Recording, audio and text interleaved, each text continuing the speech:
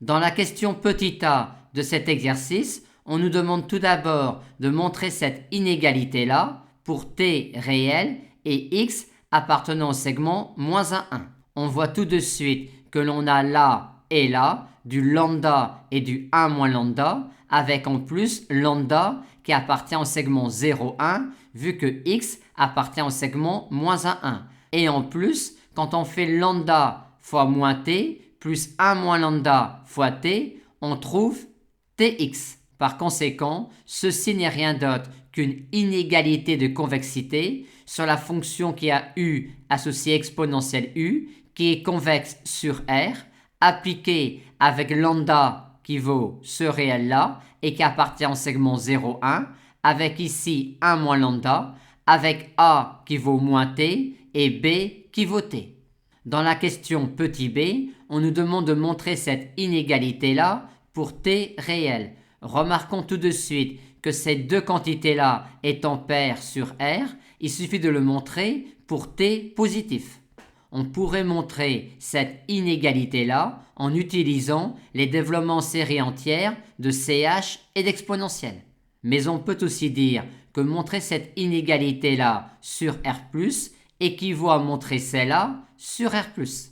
Or, ces deux fonctions-là ont 0 pour valeur en t égale 0, et de plus, la dérivée de cette fonction-là est inférieure ou égale à la dérivée de cette fonction-là sur R+. Et cette inégalité-là provient de la concavité de la fonction th sur R+, que l'on peut prouver en disant que la dérivée de la fonction th sur R+, qui est la fonction qui a t associe 1 moins th carré t, est décroissante sur R+. Aussi, en étudiant la fonction qui a t associe ln de cht moins t carré sur 2, on montre facilement cette inégalité-là et donc celle-là. On considère maintenant une suite x1, x2, xn de variables aléatoires discrètes mutuellement indépendantes à valeur dans -1 et centrées. Et on nous demande alors, en utilisant l'espérance de cette variable aléatoire-là, de démontrer cette inégalité-là.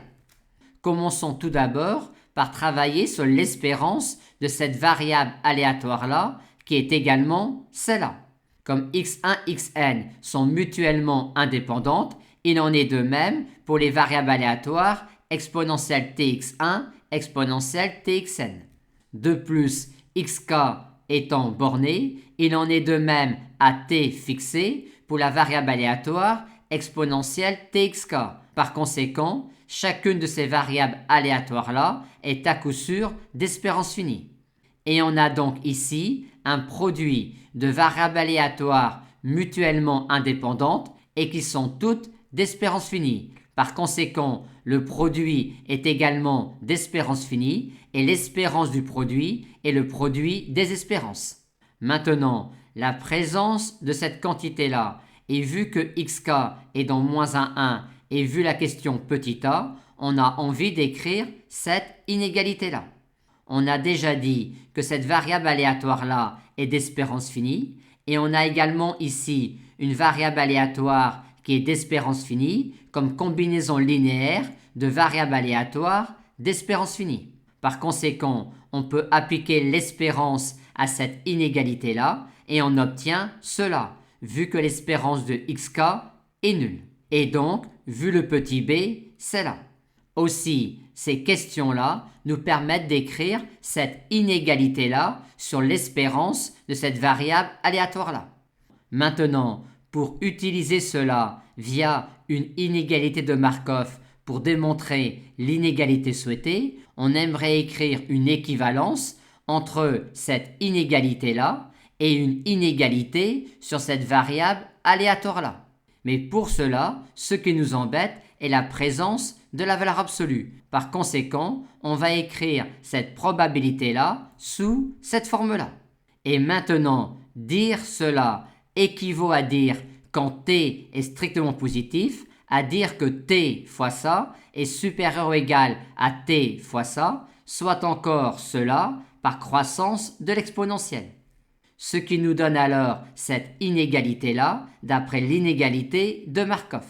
Et comme on a cela pour tout réel t strictement positif, on va écrire l'inégalité la plus précise possible en écrivant cette quantité-là pour le réel t strictement positif qui minimise cette quantité-là. On trouve facilement que c'est pour t égale a sur n, et pour t égale a sur n, cette quantité-là est égale à celle-là.